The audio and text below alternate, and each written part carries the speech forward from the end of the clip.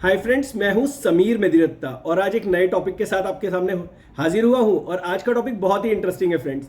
आज का टॉपिक ये है कि मेरे पास अक्सर लोग कॉल करते हैं और पूछते हैं कि समीर भाई, हमें कुछ निवेश करना है तो हम निवेश कहाँ करें, हमें कहाँ ज़्यादा रिटर्न मिलेगा, स्टॉक मार्केट में या प्रॉपर्टी में, यानी कि हम शेयर खरीदें या कोई प्रॉपर्टी खरीद लें। तो फ्रेंड्स, ये हर आदमी के लिए इसका आंसर अलग है। अब आप कहेंगे ये क्या मतलब हुआ कि हर आदमी के लिए आंसर अलग है, ये तो कॉमन क्वेश्चन है, कॉमन आंसर होना चाहिए। नहीं, ऐसा नहीं होता। ये कॉमन क्वेश्चन नहीं है और हर आदमी के हिसाब से इसका आंसर अलग हो जाएगा। अब आप पूछेंगे वो कैसे? तो ऐसे फ्रेंड्स कि देखिए, ये डिपेंड करता है, बहुत सारे फैक्टर्स हैं जो आपकी इन्वेस्टमेंट को इन्फ्लुएंस करेंगे। अब आप बोलेंगे वो कौन से फैक्टर्स हैं जो हमारी इन्वेस्टमेंट को इन्फ्लुएंस करेंगे? तो जो जब भी आपको निवेश करना हो तो कुछ फैक्टर्स हैं जो आप पहले ध्यान रखें और उसके हिसाब से निवेश करें। अब वो फैक्टर्स क्या हैं? तो पहली चीज़ है, अगर आप सोच रहे हैं कि आप शेयर्स खरीदें तो सबसे पहले सबसे इंपॉर्टेंट बात यह है कि आपको उसका नॉलेज होना चाहिए। बहुत सारे लोग, मेरे बहुत सारे दोस्त ऐसे हैं कि वो कहते हैं यार हमने तो फला कंपनी का शेयर खरीद लिया क्योंकि हमें किसी ने टिप दी थी, मेरे एक दोस्त ने टिप दी थी, हमने तो वो खरीद लिया और हमें बहुत घाटा हो गया यार, उसने तो बोला था इसमें बहुत नफा होगा, बट नफा तो हुआ ही नहीं। तो फ्रेंड्स, शेयर, ये जो स्टॉक एक्सचेंज है और ये जो शेयर खरीदना है ना, ये इतना आसान नहीं है। इसके पीछे ना आपको पूरी नॉलेज होनी चाहिए, आपको कंपनी के फंडामेंटल्स चेक करने आने चाहिए, आपको टेक्निकल एनालिसिस आना चाहिए। और अगर आपको इसका ज्ञान नहीं है तो कृपया अगर इसमें निवेश बिल्कुल ना करें। और अगर आपको निवेश करने की इच्छा है तो पहले इसकी पूरी की पूरी आप स्टडी करें, उसके बाद ही अपना पैसा वहां लगाएं। आपकी हार्ड एंड मनी है, आपने बहुत मेहनत से पैसा कमाया होगा, तो ऐसे बिना ज्ञान के ऐसे कहीं भी इन्वेस्ट ना करें, बिना किसी के मतलब सिर्फ किसी दोस्त ने बोल दिया या किसी ने राय दे दी उसके बेसिस पे तो अपने पैसे को बिल्कुल कहीं ना लगाएं। ठीक है, अपनी अकल का पूरा पूरा इस्तेमाल करें, पूरी नॉलेज लें चीज़ की, उसके बाद ही निवेश करें।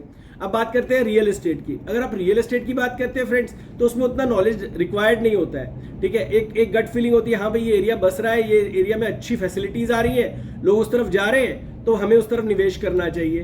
तो इसके लिए बहुत ज़्यादा रिसर्च की जरूरत नहीं होती, बस आपको अपनी जेब देखनी होती है और उस हिसाब से आपको एरिया सिलेक्ट करना होता है और उस हिसाब से निवेश करना होता है। और कहते हैं ना, हमारे बड़े बुजुर्ग बोलते थे कि जमीन कभी धोखा नहीं देती, तो जमीन में किया गया निवेश जो है वो कभी भी नुकसान देके नहीं जाता, लॉन्ग टर्म में हमेशा फायदा देके जाता है। तो पहला फैक्टर क्या है? नॉलेज। ठीक है, अब बात करते हैं दूसरे फैक्टर की। अब दूसरा फैक्टर आप बोलेंगे दूसरा फैक्टर क्या है साहब?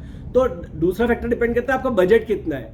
देखिए, मान लीजिए आपके पास बजट ही 2 लाख रुपए का है, तो इसमें तो रियल एस्टेट में आप इन्वेस्ट ही नहीं कर सकते। आपके पास अगर बड़ा बजट होगा तभी आप रियल एस्टेट में इन्वेस्ट कर सकते हैं। तो अगर आपके पास बजट ही लिमिटेड है तो भाई रियल एस्टेट वाला ऑप्शन ही खत्म हो गया, फिर तो आपके पास सिर्फ म्यूचुअल फंड्स या फिर आपके पास शेयर्स ही रह गए। तो उसमें भी मैं आपको सजेस्ट करूंगा कि टू स्टार्ट विद आप म्यूचुअल फंड्स पे जाइए, क्योंकि अगर आपको ज्ञान नहीं है तो कृपया अगर अपने पैसे अपनी अकल से ना लगाए, म्यूचुअल फंड्स पे जाए। कोई अच्छा म्यूचुअल फंड किसी भी आईसीआईसीआई का ले ले, एचडीएफसी का ले ले, या आपने किसी अच्छे ब्रोकर से सलाह लेने के बाद एक म्यूचुअल फंड से शुरुआत करें और फिर स्टॉक्स में जाए, क्योंकि आपको बजट ही अलाउ नहीं कर रहा रियल एस्टेट में जाने के लिए। तो ये बहुत इंपॉर्टेंट है कि आप, अगर आपको बजट नहीं है, कितना बजट है वो भी बहुत बड़ा फैक्टर है। अगर बजट कम है तो आप जाइए स्टॉक्स में, और अगर आपका बजट ज्यादा है तो जाइए रियल एस्टेट में। अब तीसरे फैक्टर की बात करते हैं। अब तीसरा फैक्टर कौन सा है जो इसको अफेक्ट करता है, आपके डिसीजन मेकिंग को अफेक्ट करता है? वो भी बहुत अहम फैक्टर है, आपका होराइजन कितना है। अब आप कहेंगे होराइजन का इससे क्या लेना देना है साहब? क्योंकि क्या है, स्टॉक एक्सचेंज जो है, मतलब वो आपको उसमें आपको, मतलब अगर आप शेयर्स खरीदते हैं तो उसमें एक बहुत बड़ा फायदा मिलता है, आप कभी भी एग्जिट कर सकते हैं। आपको जब भी, वो ज्यादा लिक्विड है, नेचर में ज्यादा लिक्विड है। अगर मान लीजिए आपको अचानक पैसे की जरूरत पड़े तो आप उसे कभी भी बेच के अपना निवेश बाहर निकाल सकते हैं और बाहर निकल सकते हैं। और अगर आप बात करते हैं प्रॉपर्टी की, आपने मान लीजिए कोई फ्लैट लिया है या आपने कोई लैंड लिया है या आपने कहीं भी निवेश किया, कमर्शियल लिया है, तो उससे निकलना इतना आसान नहीं है। मतलब आपने मान लीजिए 1 करोड़ रुपया निवेश किया तो 1 करोड़ का बायर ढूंढना मुश्किल है। ठीक है, एज कंपेयर टू स्टॉक्स में तो क्या है, आपने सुबह बोला ब्रोकर को, शाम तक बिक जाएंगे। ठीक है, थोड़ा नफा या थोड़ा नुकसान हो जाएगा, लेकिन उसमें उतना ईजी एग्जिट है। तो आप अपना हॉराइजन देखिए कि आपके पास पैसा जो है वो लॉन्ग टर्म के लिए फ्री है कि नहीं है। अगर आपके पास लॉन्ग टर्म इन्वेस्टमेंट का आपका विजन है तो आप बहुत आराम से रियल एस्टेट में जा सकते हो। और देखिए, रियल एस्टेट तो सेफेस्ट है, मतलब आपको कोई उसके अंदर वो है ही नहीं। ठीक है, अब मैंने सेफेस्ट की बात की तो मेरा चौथा फैक्टर क्या है इन्वेस्टमेंट का? चौथा फैक्टर ये होता है कि आपकी रिस्क टेकिंग एबिलिटी कितनी है। अब आप कहेंगे रिस्क टेकिंग एबिलिटी से इसका क्या लेना देना है? सब इसका भी बहुत लेना देना है। वो कैसे, वो भी मैं आपको बताता हूँ। वो ऐसे कि अगर आपके अंदर रिस्क टेकिंग एबिलिटी ज्यादा है तो आप स्टॉक्स में इन्वेस्ट कीजिए, और अगर आपके अंदर रिस्क टेकिंग एबिलिटी कम है तो आप जमीन में इन्वेस्ट कीजिए, क्योंकि जमीन तो लॉन्ग टर्म में नुकसान देगी नहीं भाई साहब, ये तो पक्की बात है। मैं तो कहूंगा अगर आप रियल एस्टेट में भी जा रहे हैं तो दुकान में या मकान में इन्वेस्ट ना करें, जमीन में इन्वेस्ट करें। जमीन का निवेश हमेशा फायदा देके जाता है। ठीक है, लेकिन अगर आपका मतलब आपका वो बहुत हाई है, रिस्क टेकिंग एबिलिटी बहुत हाई है, आपका रिस्क एपेटाइट है वो बहुत हाई है, तो आप स्टॉक्स में जाइए, आप रिस्क लीजिए, ज्यादा रिटर्न भी आ सकती है। पीछे तो मार्केट ने 30% का भी रिटर्न दिया है। तो आप ये चारों फैक्टर चेक कर लीजिए। कौन कौन से 4 फैक्टर के बारे में मैंने बात करी?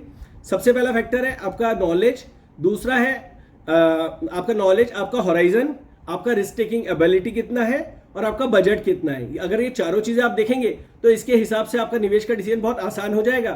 आप इस बारे में क्या सोचते हैं कि कौन सा निवेश बेटर है, स्टॉक्स में इन्वेस्ट करना चाहिए या फिर रियल एस्टेट में? कमेंट करके जरूर बताइएगा। और वीडियो पसंद है तो वीडियो को लाइक जरूर कीजिएगा, मेरे चैनल को सब्सक्राइब जरूर कीजिएगा।